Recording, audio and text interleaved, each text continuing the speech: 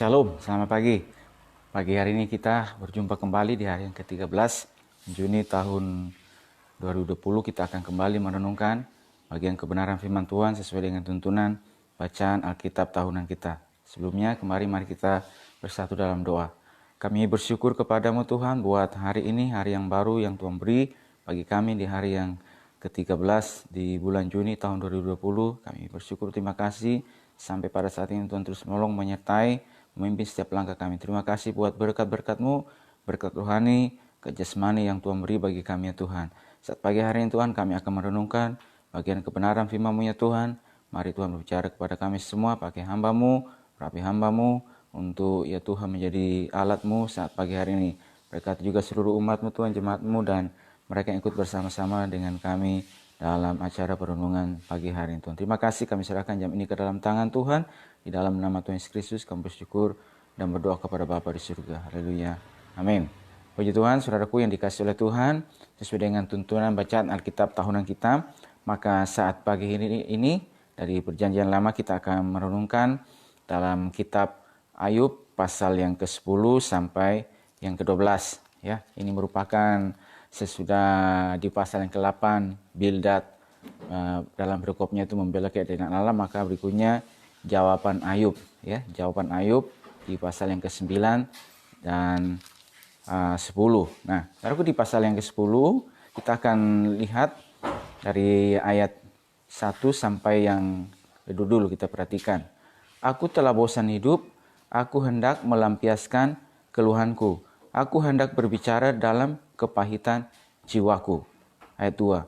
Aku akan berkata kepada Allah, jangan mempersalahkan aku, beritahukanlah aku mengapa engkau berperkara dengan aku.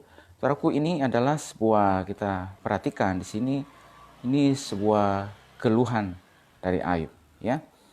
Aku telah bosan hidup, aku hendak melampiaskan keluhanku, aku hendak berbicara dalam kepahitan. Jadi penderitaan, pencobaan yang dialami, yang kemarin kita lihat, dia ingin mengeraskan hatinya dan juga ternyata membuat sampai ada kepahitan, ya, kepahitan dalam jiwanya, pahit hati karena situasi yang dihadapi pada saat itu, karena begitu beratnya ya yang bertubi-tubi yang dialami, dan kita sudah pelajari kemarin baik ya Tuhan dalam ekonomi, habis itu juga yang sekarang digumuli yaitu dalam penderitaan fisiknya ya, di mana dia ditimpa oleh penyakit bisul, terus juga teman-teman yang salah terhadap memahami penderitaannya, dan mereka memberikan, maka mereka menuduh Ayub ya bahwa karena dia melakukan kejahatan,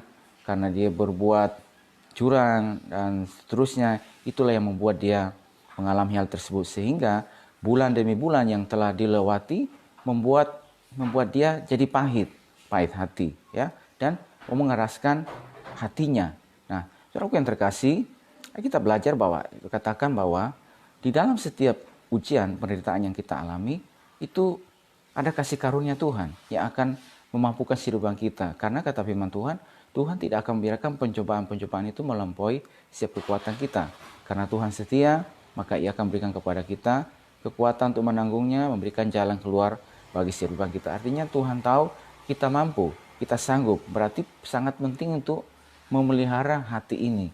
Hati ini jangan sampai timbul kepahitan dan menuduh Allah berbuat yang curang, menuduh Allah berbuat yang tidak adil ya kepada setiap kehidupan kita. Pada masa itu kita harus tetap menguatkan setiap hidup kita, hati kita, kepercayaan kepada Tuhan. Setiap kehidupan kita tentunya akan mengalami ujian pencobaan yang berbeda antara satu dengan yang lainnya, sesuai dengan kapasitas, sesuai dengan kesanggupan kita, dan juga antara orang percaya antara satu tempat dengan tempat yang lainnya pasti akan berbeda, sesuai juga dengan situasi, kondisi, lingkungan, ya juga daerah di mana mereka berada, itu akan sangat mempengaruhi. Tetapi tetap dalam pada masa itu ada kasih karunia Tuhan yang akan memampukan setiap kehidupan kita. Nah, kalau kita perhatikan pada ayat ini, maka karena situasi yang dialami oleh Ayub, sampai dia mengatakan bahwa aku telah bosan hidup, ya, atau bosan hidup ini kalau bahasa yang lebih apanya lagi, bisa saja, mungkin saja akan mengakhiri hidupnya. Gitu. Kenapa Tuhan tetap membiarkan saya hidup? Kenapa tidak segera saja mengambil? Kalau saya dibiarkan dalam kondisi yang demikian. Ya, saudaraku yang terkasih, kita harus melihat bahwa penderitaan yang kita alami, yang manusia pun alami itu tidak akan pernah sebanding dengan yang Kristus alami, ya, yang Dia lakukan bagi setiap kehidupan kita. Bahwa itulah penderitaan yang luar biasa demi menanggung setiap kutuk hukuman dosa kita di atas kayu salib. Itu penderitaan yang luar biasa dan tidak akan apa yang manusia alami, apa yang kita alami tidak akan sebanding dengan yang Kristus lakukan bagi setiap kehidupan kita. Ya, aku akan berkata kepada Allah, jangan mempersalahkan aku. Beritahukanlah aku mengapa engkau berperkara dengan aku. Nah, jadi ada sebuah keluhan yang disampaikan oleh Ayub tentang bagaimana situasinya, tentang bagaimana juga dia pada saat itu dia ingin segera kalau bisa saya mengakhiri hidup, atau Tuhan segera saja akhiri hidup saya. Jangan saya biarkan terus dalam kondisi yang demikian, yang menderita, ya, sangat menderita. Ya, saudaraku, sangat penting kita menjaga hati, menjaga mulut kita, ya, pada saat dalam kondisi ini. Apa perkataan yang keluar dari mulut kita sangat penting. Bahkan bahasa Petrus juga, kuasailah dirimu dan jadi tenang supaya kamu dapat berdoa, ya. Karena kasih karunia Tuhan akan memampukan setiap kehidupan kita. Tapi pada bagian ini kita melihat bahwa Allah tetap diam, ya, belum menjawab, ya. Tetapi Allah tetap diam, ya. Apa yang menjadi keluhan Ayub, apa yang ingin dilakukannya pada masa itu, Tuhan tetap diam. Saudaraku, dalam masa-masa perjalanan kita, bahkan kalau kita lihat dalam kebenaran firman Tuhan, ada masa-masa di mana Allah diam dan tidak berbicara kepada umatnya. Kita tahu masa antara sebelum masuk kepada masa perjanjian baru, itu dari kitab terakhir, ya, dari perjanjian lama kepada perjanjian baru, itu ada 400 tahun masa di mana Tuhan tidak berbicara. Dan kalau kita lihat juga dalam perjalanan Abraham, ada masa di mana Tuhan tidak berbicara kepada dia. Ya, ada masa di mana Tuhan diam dalam situasinya, ya, dalam apa yang dihadapi pada saat itu, ya. Kalau saudaraku yang terkasih, pada masa Abraham ketika hidup dan Tuhan tidak berbicara, kita tahu pada saat itu Alkitab secara tertulis itu belum ada. Jadi untuk mengetahui atau bagaimana supaya kita lebih tentu biasanya itu melalui mimpi atau penglihatan atau kunjungan malaikat, ya. Tapi pada saat itu tuh selama berapa tahun lamanya Tuhan berdiam diri kepada Abraham. Tapi pada masa situasi tersebut, saudaraku yang terkasih di dalam Kristus Yesus, maka pada masa tersebut Abraham tetap menunjukkan bahwa, dan Alkitab menulis kepada kita bahwa dia adalah seorang yang beriman, yang percaya kepada Tuhan, ya, dan tetap mengikuti proses Tuhan, ya, tetap mengikuti jalan-jalannya Tuhan. Nah, penting juga bagi setiap kehidupan kita dalam masa-masa di mana kita menghadapi setiap tekanan, ujian, beban, atau apa saja situasi yang saudara dan saya Tuhan izinkan kita lewati, kita hadapi. Nah, sepertinya Tuhan belum menjawab, Tuhan belum mendengar, Tuhan belum membuka jalan, Tuhan belum membuka pintu, ya. Tuhan belum menolong kita, belum berarti tidak, ya. Tapi bisa saja saudaraku, Tuhan berdiam diri bagi kehidupan kita dan ada waktu yang tepat di mana Tuhan akan menjawab kita. Tapi percayalah, dalam masa di mana Tuhan belum mendengar, belum menjawab, belum membuka pintu, belum membuka jalan, pada masa itu saudaraku, ada kasih karunia Tuhan yang akan memampukan setiap kehidupan saya dan saudara untuk menghadapi semuanya, untuk melewati semuanya. Karena itu saudaraku, penting, kata kuncinya adalah jangan membiarkan hati saudara menjadi pahit. Jangan mengeraskan hatimu untuk tidak mau mendengar apa kata firman Tuhan, apa kata nasihat-nasihat Tuhan melalui kehidupan kita. Karena saudaraku, Tuhan selalu memberikan jalan bagi kehidupan. Apa saja kondisi yang kita alami, ya, apa saja situasi yang kita alami, apa saja beban, selalu ada jalan yang terbuka, selalu ada pintu yang terbuka bagi setiap kehidupan kita. Di ayat yang ke-18, mengapa engkau menyebabkan aku keluar dari kandungan? Lebih baik aku binasa sebelum orang melihat aku. 19, maka aku seolah-olah tidak pernah ada, dari kandungan ibu aku langsung dibawa ke kubur. Kenapa saya mesti lahir? Kenapa saya harus ada? Dan kalau begitu saya lahir dan mengalami situasi yang demikian ini sudah bulan-bulan lamanya. Dan kalau begitu lahir langsung ke kubur saja, langsung mati saja, tidak usah pernah hidup. Ya, jadi ini perkataan orang yang ya pada masa itu sepertinya tidak ada harapan, tidak ada jawaban. Tapi sekali lagi di situ kata firman Tuhan, Tuhan tetap diam. Tuhan bukan diam, bukan berarti tidak mendengar, ya, bukan berarti tidak menjawab, tetapi ada masanya, ada waktunya. Tuhan membuat segala sesuatu indah pada waktunya. Ada waktu untuk lahir, ada waktu untuk mati. Ada waktu untuk menabur, ada waktu untuk menuai apa yang ditabur.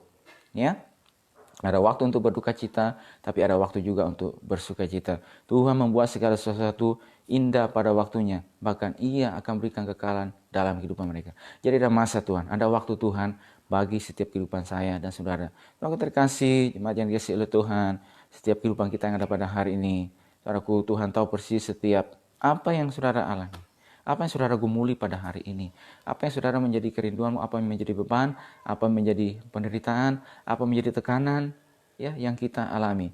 Lagi persoalan, penderitaan, pencobaan antara kita satu dengan yang lainnya akan berbeda. Tetapi saudaraku, pada masa itu kasih karunia Tuhan akan memampukan terus setiap kehidupan kita. Dan pada masa itu, kalau sepertinya Tuhan masih diam, belum mendengar, belum jawab, belum berarti, tidak berarti Tuhan tidak mendengar dan tidak menjawab. Tapi tunggu waktunya Tuhan. Saat Tuhan bekerja bagi setiap kehidupan kita. Jangan keraskan hati saudara. Ya, jangan sampai timbul kepahitan. Tetapi biarkan dirimu untuk dikuasai oleh kasih Kristus.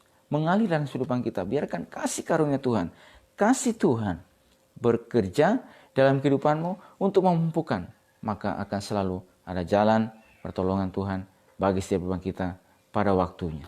Ya, aku terkasih, dan saya berdoa bagi setiap kita yang ada pada hari ini dimanapun kita berada dalam seluruh situasi kehidupan kita. Aku yang terkasih, tetap kuat, maju melangkah bersama dengan Tuhan.